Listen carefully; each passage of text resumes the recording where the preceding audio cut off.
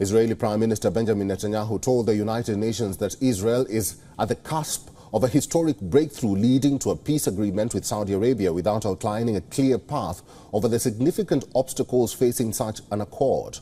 Before talking about the historic breakthrough, the Israeli Prime Minister warned Iran at the United Nations of a nuclear threat, in what his office quickly walked back as a slip of the tongue. Stop Iran's nuclear ambitions. This policy must change. Sanctions must be snapped back.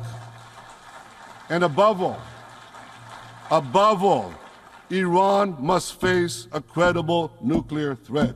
As long as I'm Prime Minister of Israel, I will do everything in my power to prevent Iran from getting nuclear weapons. Although the hawkish Prime Minister said that alarm over Tehran's clerical leaders was driving Israel closer to the Arab world, he struck an optimistic tone throughout his roughly 25-minute address and once again used a visual aid. He displayed contrasting maps showing Israel's isolation at the time of its creation in 1948 and the 6 countries that have normalized relations with Israel, including 4 that did so in 2020 in the so-called Abraham Accords.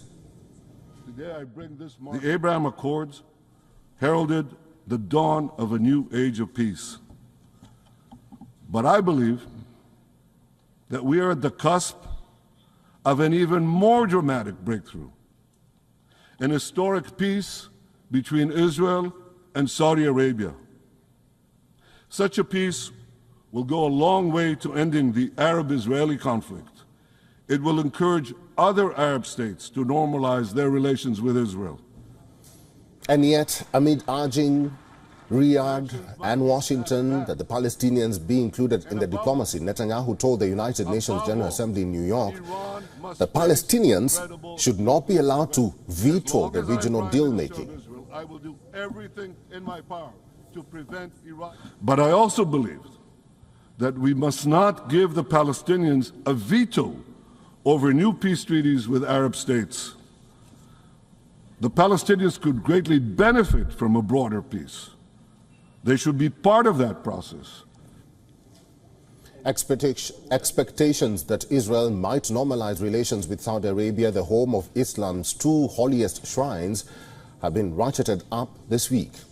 Saudi Crown Prince Mohammed bin Salman said a deal was getting closer by the day, and Netanyahu and Biden held a long-awaited meeting to discuss the prospects. The U.S. has been seeking to broker an agreement in which Saudi Arabia would normalize relations with Israel in exchange for a U.S. defense-backed aid in developing a civilian nuclear program and progress towards creating a Palestinian state. Although any such deal would face significant obstacles, the Saudis are believed to be pushing for a major step towards peace with the Palestinians, a hard sell for Netanyahu's government, which is the most aggressive stance in Israel's history.